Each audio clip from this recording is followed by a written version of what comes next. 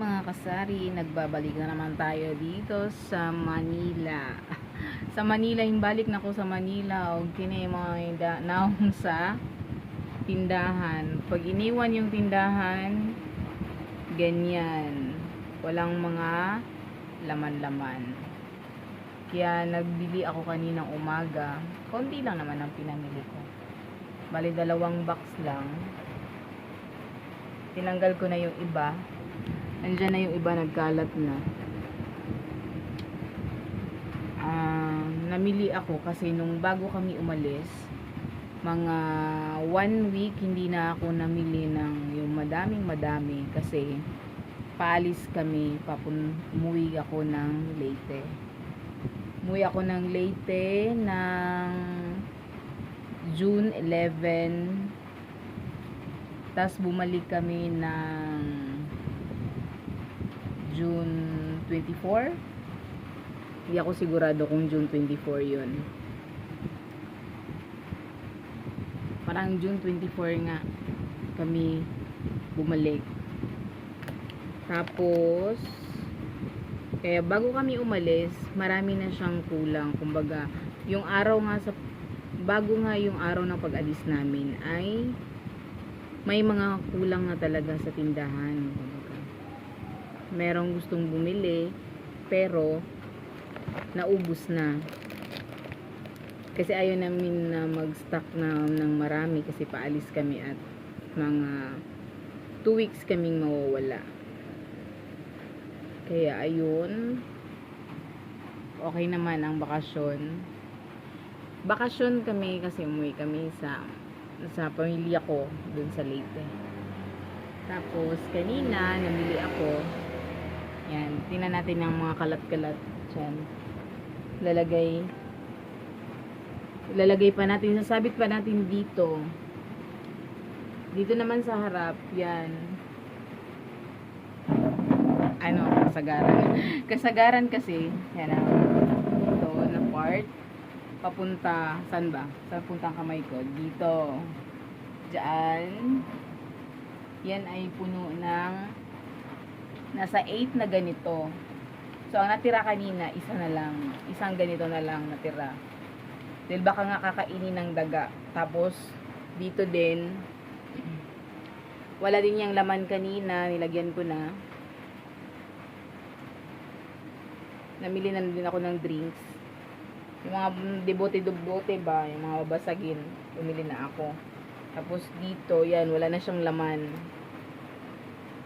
Kasi nga, baka nga ngat-ngatin lang ng daga. Hindi ko alam, baka may daga pa. Pero, maganda naman ang balita, wala siyang daga. Kahit wala kami, walang kinain yung daga kahit isa.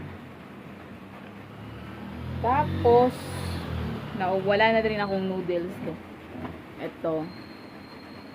Noodles, wala na din. Pero nagbili na ako kanina sa Crystal Mart. Crystal Mart kasi medyo mura-mura lang doon. Ito, dito. Ay, ayan pala. Ubus na yung original. Tapos ito naman, ang kwento naman nito, free lang to ng crafted na Marlboro. Ganito yun. Yung every month, yung ahente ng hindi ako nag-endorse Marlboro crafted. Pero gawa pa rin siya ni Marlboro. Sa isang kaha, mayroong free na isang kape. So ito yon, isang kape lang, isang twin pack. Tapos ang nabili ko kasing crafted is 5 na rim. So 50 na free na ganito. Dito lang yan sa Muntinlupa. Hindi ko lang sure sa ibang lugar kung ano naman ang mga pinopromo ng mga ahente. Plus, pwede mo din may code may code yan sa ilalim. Tawag na to. Paano ba? Pag inopen mo to, may code yan dyan. Tinatanggal yan. So, ipakita ko yung crafted. Dito lang sa Muntinlupa. Ay, hindi pala sa Muntinlupa yung may ganun. Sa Laguna. Kasi doon ako namimili. Tapos ito naman, ito yung code ng Crafted Marlboro. Dito ako tumitingin pero nandito yung camera. Dito ako tingin. Ito yung code niya, ginugupit lang namin to. Tapos ang halaga nito ay 5 pesos each nito. So may free ka pa na kahit ano namang kape ang gusto mo, kung ano yung mabenta dito. Kung gusto mo ganitong flavor, bibigay naman ng tindahan. Kung ano yung malakas sa'yo, so yun yung kukunin mo. Tapos binigyan mo na kami ng 2 haba. So 20 na twin pack. Sa susunod na daw yung 30. So 20 muna. Kaya hindi na ako nakabili kanina. Dagdag pa sana siya sa gastos. Dagdag pa sana siya sa gastos. Pero hindi na siya dagdag sa gastos kasi may free ako na 20 na twin pack. So ito yung pinili namin na flavor kasi yun ang mabili dito. Pero yung mga ito, slow moving to. Pero nagtitinda pa rin kami kasi gusto namin lahat hanggat kaya ba? Hanggat kaya na gusto namin lahat meron dito. Kahit hindi siya mabenta. Kahit hindi siya mabenta, inaano pa din namin, nagtitinda pa rin kami kasi gusto namin pupunuin 'yan. Nakita niyo naman sa unang vlog ko, sa unang pagtitinda ko. Hindi naman sa unang vlog ko. Sa unang vlog ko kasi hindi ang content ng tindahan. Pero ang title ay tindera kasi talagang tindera talaga ako. Hanggang naging ganito. Ang gulo ng camera ko, no? Sige, focus muna natin siya. Tapos, kaya kanina, namili ako dahil kukunti na lang. Pero yung shampoo ko, meron pa naman. Madami pa naman akong shampoo bago ako umuwi ng probinsya. Tapos, dito din sa Dilata, puno din yan siya bago ako umuwi ng Leyte. Yan. Puno pa din yan. Dito, hindi na yan ganun kapuno. Kasi hindi na ako namili. Pero yung last bili ko, isang dosena. Ganun tao. Isang dosena. Basta 12 yung laman sa isang parang ganyan. Isang case. Hindi ko alam kung sure kung isang case ang tawag man. Basta 12 yung laman.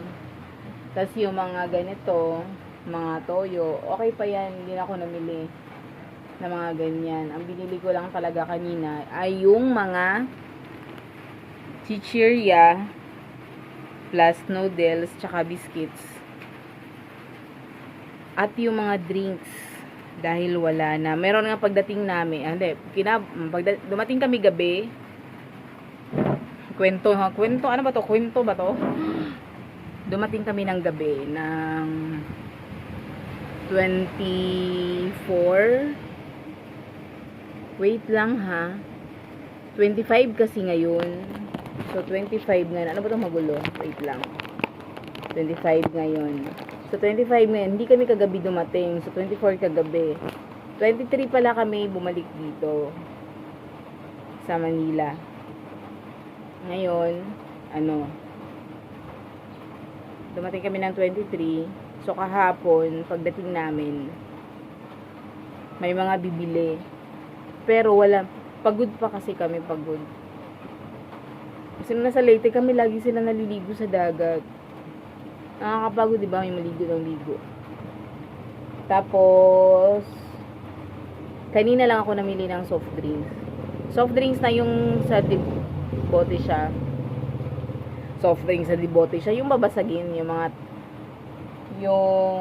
8 ounce ba yan? Basta 237 ml yan. 12 pesos benta dito. Kanina lang ako nagbili. Pati kasalo. Kanina rin ako nagbumili. Kaya ngayon, ang gulo-gulo pa ng tindahan. Kasi magbubutas pa ako dito. Tingnan nyo. Bubutasan ko pa siya. Kasi, wala akong pang kaya ko naman ganyan-ganyan. Kasi kunti lang naman share kumbaga. 8 or 9 na bitay-bitay. Ganun. 9 lang naman na ganito. Tsaka sigarilyo. Pero baka bukas darating yung ahente ng sigarilyo. May good news ako, sasabihin ako sa inyo. May good news. Nung unang register ko sa JTI, unang register ko, cash talaga. So, parang mag-isang taon na yata akong ganun. Tapos nagulat ako nung paalis kami. Umalis kasi may 11, mga 9 siguro yun ng June. Nagulat ako kasi, nag-offer yung JTI na consignment kami. So, malaking luwag sa akin kasi, fast moving yung camel sa amin. Mura lang kasi siya. Tapos, at saka mas gusto yata ng mga tao ganun. Kaya, mabenta talaga siya. Tapos, nag-offer yung JTI ng consignment. Yung, after 2 weeks, so, pagbalik niya, tsaka ako babayaran. So, mas okay na yun, no? Kasi dati talaga, hirap talaga kami. Parang, pabili lang ng 5 kaha. So, ang puno ng 5 kaha kasi is 500 plus na. So, sa mga nagsisimula,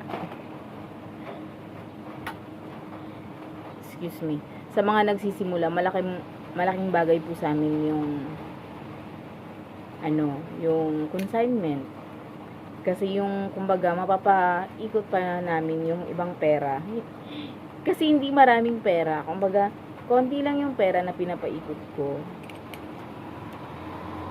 Kumbaga, papaikot ko pa siya ng 2 weeks bago ko babayaran babayaran yung camel or mighty.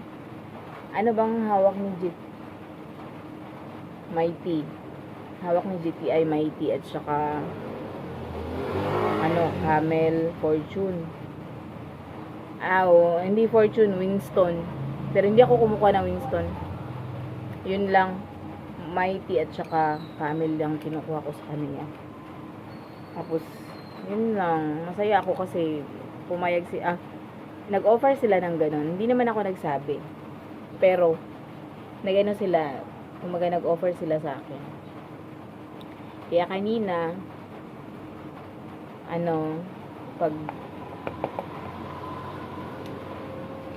tawag nito, halos yung mga kailangan sa umaga, wala. Katulad ng gatas. Meron naman natitira yung mga isang tawag nito, isang pack na lang natira. So, gusto ng customer ay 2. Isa lang ang bibigay ko dahil yun lang. Kaya umalis kami kanina pala. Umalis kami kanina. Kasi hindi ko rin siya kaya buhatin. Hindi ko siya kayang buhatin sa yung bigat. Meron naman akong grocery. Meron din ahente sa Nestle. Pero yun kasi ay kumbaga maghihintay ka pa ng 2 days or pwedeng mag-extend 3 days. Pag hindi ako mamili sa grocery, wala akong ibibigay sa customer. Kunyari, bukas ng umaga, wala akong ibibigay. Ngayong hapon kasi medyo magsasara na ako pag gabi na. Maaga naman ako nagsasara kasi maaga rin ako nagigising. Tsaka hindi talaga ako nagpapaabot ng gabi. Kasi nagigising ako. Lumilingon ako, tumitingin lang ako sa mga dumadaan. Tapos yun lang ang update. Ipakita ko na lang pagtapos na akong mag-display.